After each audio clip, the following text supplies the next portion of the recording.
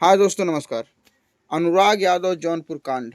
अनुराग यादव को लेकर के दोस्तों कुछ पॉइंट्स निकल कर के आए हैं, कुछ नई बातें निकल कर के आई हैं और वो नई बातें अनुराग यादव के से संबंधित हैं और लालता प्रसाद के मकान को गिराने से लेकर के संबंधित हैं कि लालता प्रसाद यादव का मकान गिरेगा कि नहीं गिरेगा, और गिरेगा भी तो क्या रुकावट आएगी, और नहीं गिरेगा तो किन कारणों से नहीं गिरेगा।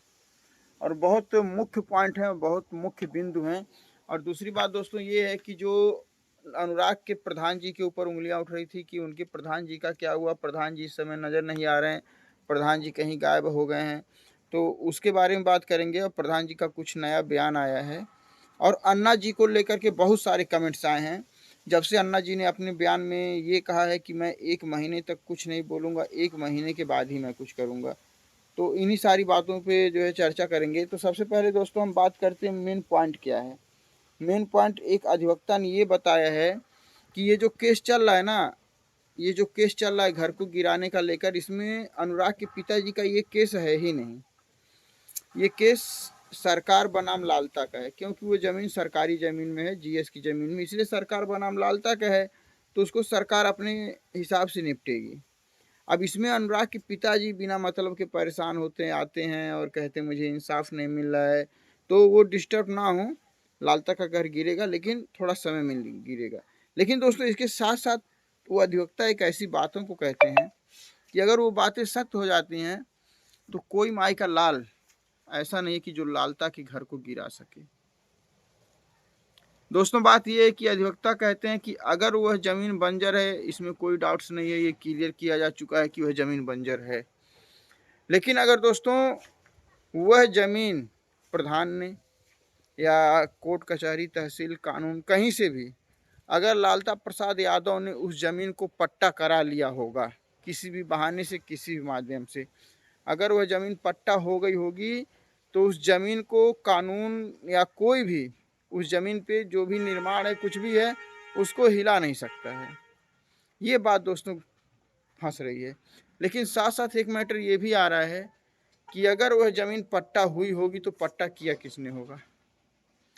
और उन्हीं वकील साहब ने ये भी कह दिया है कि अगर वो ज़मीन पट्टा नहीं हुई होगी तब तो गिर जाएगी, लेकिन अगर सुनवाई होने से पहले, साथ साथ आप लोगों को बता दें कि 11 दिसंबर को फिर सुनवाई होने वाली है, तो अगर सुनवाई होने से पहले कहीं से भी झोल झपाट करके या कुछ भी करके अगर किसी तरह लालता की बचे हुए परिवार यानी कि उसके भाई राजकुमार या इंद्रावती अगर यह दावा कर देते हैं कि वह ज़मीन पट्टा है, तो फिर वहाँ पे बहुत बड़ा पेच फंस जाएगा। ये एक मेन पॉइंट है। और हमारे एक भाई ने कमेंट्स भी किया है कि 11 तारीख को ये दावा पेश किया जा सकता है कि वास्तव में वह ज़मीन जो है पट्टा है और कुछ साल पहले उस ज़मीन का पट्टा किया जा चुका है, और वहीं पर आ करके कहानी फंस जाएगी, क्योंकि हमारा कोर्ट है और कोर्ट नियम और कानून से चलेगा, सुप्रीम कोर्ट की गाइडलाइंस के हिसाब से चलेगा। तो सुप्रीम कोर्ट की गाइडलाइंस के अनुसार अगर वह ज़मीन पट्टा है तो उस पर अवैध कब्जा नहीं माना जाएगा और उस पर बुलडोजर नहीं चलेगा।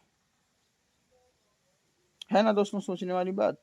तो आप लोगों को क्या लगता है कि जिस तरह से तारीख पर तारीख पड़ती चली आ रही है, क्या 11 तारीख को फैसला आ जाएगा कि उसके घर पर बुलडोजर चलाया जाए?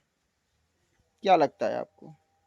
क्योंकि मुझे नहीं लगता कि फैसला आएगा, क्योंकि एक बिंदु ये भी है कि लेखपाल साहब की गवाही नहीं हुई है। अब कौन कराएगा लेखपाल साहब की गवाही? अनुराग के पिताजी जाएंगे, लेखपाल को पकड़ करके लाएंगे, तहसील में खड़ा करेंगे, हाथ पैर जोड़ेंगे कि भैया गवाही दे दो, तो वो गवाही देंगे।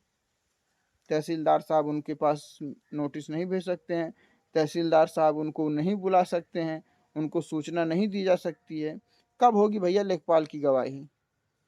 तो अगले तारीख में देखिए 2 मैटर फंसेगा, या तो लेखपाल की गवाही नहीं हुई होगी या तो वह ज़मीन पट्टा होगी। अगर वह ज़मीन पट्टा हो जाती है तो वहीं सारा का सारा मैटर खत्म हो जाएगा। लेकिन साथ साथ प्रधान जी के ऊपर जो लोग अंगुली उठाए थे, प्रधान जी को फंसाने की कोशिश की गई थी, क्योंकि प्रधान जी अनुराग के न्याय को लेकर के बहुत जोरों शोरों से लड़ाई लड़ रहे थे, तो प्रधान जी को ही फंसाने का काम किया जा रहा था। लेकिन प्रधान जी कहते हैं कि अगर 11 तारीख को न्याय नहीं मिलता है 11 तारीख को इंसाफ नहीं होता है तो ये लोग बाबा योगी आदित्यनाथ के पास जाएंगे, पूरे परिवार के साथ जाएंगे, जिसमें प्रधान जी रहेंगे और अनुराग की फैमिली रहेगी, यानी कि उनके माता पिता बहनें भी हो सकते हैं। चलिए, ये तो हम मान लिए कि कानून के दायरे में रह करके मकान गिरेगा। ये भी मान लिए कि ब्लैक डे की वजह से तारीख आगे पड़ गई, लेकिन मान लिए क्योंकि भैया मानने के अलावा हम कुछ कर नहीं सकते हैं। बस मुझे एक बात की प्रॉब्लम थी, जब इनको पता था कि 6 दिसंबर को ब्लैक डे होता है तो इन्होंने तारीख क्यों दी? इस सवाल का जवाब मुझे समझ में नहीं आ रहा है। अगर आप लोगों को किसी को समझ में आता हो ये तारीख क्यों दी गई तो आप लोग ज़रूर बताइएगा। दूसरी बात कि अभी तक लेखपाल की गवाही क्यों नहीं हुई, इस मैटर पर भी आप बताइएगा। तीसरी बात, पट्टे वाली बात अब निकल करके क्यों आ रही कि अगर ज़मीन पट्टा होगी तो मकान नहीं गिरेगा। तो ये हो गई इधर की बात। अब आगे की बात है कि प्रधान जी का कहना, अगर 11 तारीख को न्याय नहीं मिलता है, इंसाफ नहीं होता है, कुछ बात आगे नहीं बढ़ती है तो ये लोग जाएंगे बाबा योगी आदित्यनाथ के पास। अब सबकी निगाहें, हर जगह से सब लोग उम्मीद तोड़ चुके हैं, हर जगह सबका भरोसा टूट गया है। अब सब लोगों की भरोसा सिर्फ बाबा योगी आदित्यनाथ के पास है कि वही हमारे साथ न्याय करेंगे। क्या लगता है आप लोगों को कि बाबा योगी आदित्यनाथ के पास जाने से इनकी समस्या का समाधान होगा कि नहीं होगा? ये भी आप लोग जरूर बताइएगा। अब बढ़ते हैं दोस्तों 2 कदम आगे। अन्ना जी को, अन्ना जी के ऊपर भी सबकी निगाहें थी कि अन्ना जी फिर से कुछ नया करेंगे, तो अन्ना जी ने पहले ही कह दिया कि हम 1 महीना से पहले कोई भी एक्शन, कोई भी रिएक्शन कुछ भी नहीं करेंगे। अब आते हैं जो बीच में मैंने बात छोड़ी थी कि चलिए सब कुछ ठीक है। अब एक सवाल का और जवाब हमको खटक रहा है कि इन लोगों को जब वादे पूरे नहीं करने थे तो अन्ना जी का अनशन तोड़वाने का क्या मतलब था? क्यों तोड़वाया अन्ना जी का अनशन? क्या मतलब था कि आपने अन्ना जी के अनशन को तोड़वा दिया, ये करिए वो करिए, ये मान लेंगे वो मान लेंगे, सारी मांगे मान ली जाएंगी। तो दोस्तों यही सारी बातें हैं और कुछ इन बातों में अब बचा नहीं है, क्योंकि जो भी हो रहा है सबको पता चल रहा है, सब कुछ आप लोगों की आंखों के सामने है। कुछ सवाल के जवाब जो हम भी नहीं जानते, आप लोगों से जानने की कोशिश करते हैं और आप लोग कमेंट करके हमें उन सवालों के जवाब भी देते हैं, बहुत अच्छा लगता है। बाकी आज अनुराग को लेकर के हमारा देश, हमारा प्रदेश और छोटी लेवल की मतलब हमारी जनता जितना अनुराग के साथ हैं, देख करके बहुत अच्छा लगता है कि कुछ लोगों की इंसानियत तो मर चुकी है। जिनके हाथ में दे दिया गया कि आपको इंसाफ करना है, उनकी इंसानियत मर चुकी है। लेकिन जो लोग कुछ नहीं कर सकते हैं, जिनके हाथ में कुछ भी नहीं है, उनकी इंसानियत आज भी ज़िंदा है और वो लोग एक साथ मिल कर के आज आवाज़ उठा रहे हैं और वो लोग दिल से चाहते हैं कि अनुराग को न्याय मिले। अब आने वाला वक्त ही बताएगा कि अनुराग को न्याय मिलेगा कि नहीं मिलेगा, क्या होगा क्या नहीं होगा। और दोस्तों ये घर गिराने के चक्कर में ना, जब से घर गिरने की बातें हो रही हैं, घर गिराने के चक्कर में लोग उन कातिलों को भूल गए। लालता प्रसाद के साथ क्या होना चाहिए, राजकुमार के साथ, राजेश के साथ, रमेश के साथ, इन लोगों के साथ क्या होना चाहिए, ये बातें लोग भूल गए।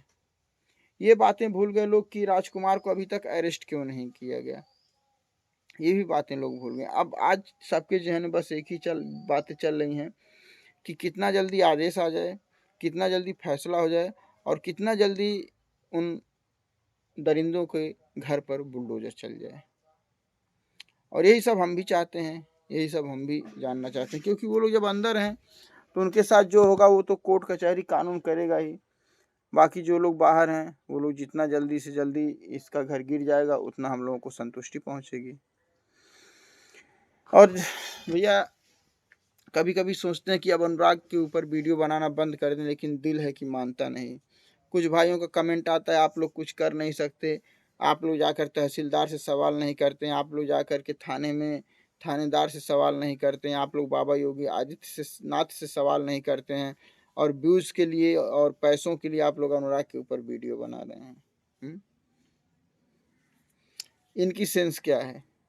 आपको लगता है कि हम जैसे लोग बाबा योगी आदित्यनाथ के पास जा सकते हैं सवाल करने के लिए? आपको लगता है कि हम एसडीएम और डीएम से ऐसे सवाल करेंगे तो लोग हमको छोड़ देंगे?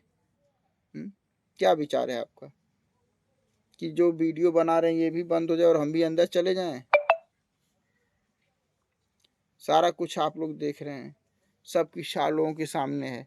जो हम बोल रहे हैं, हमारी बातें जा रही हैं उनके पास तक, मतलब कि हमारे मीडिया भाई की बातें ज़रूर उनके पास तक जा रही हैं। उनके हाथ में मोबाइल हैं, उनके हाथ में वीडियोज़ जाते हैं, वो लोग देखते हैं, लेकिन वो लोग आज देख कर के भी अनदेखा करते हैं और सुन कर के भी अपने कानों में तेल डाल लेते हैं। ठीक है भाई साहब, यही बातें हैं। चाहे हम सामने से बोलें, चाहे वीडियो में बोलें, बात में कोई फ़र्क नहीं पड़ता है। समझने वाले सिर्फ इशारों से ही समझ जाते हैं, और ना समझने वालों के सामने पूरी रामायण पढ़ लीजिए तो लास्ट में यही कहेंगे कि सीता किसकी औरत थी। तो चलिए दोस्तों, आज का वीडियो यहीं पर समाप्त करते हैं। बाकी आप लोग और क्या जानकारी चाहते हैं अनुराग को लेकर के, क्या सवाल आपके दिमाग में चल रहे हैं, क्या उथल पथल बवंडर मची है, उसके बारे में आप लोग कमेंट जरूर करिएगा। तब तक के लिए जय हिंद, जय भारत।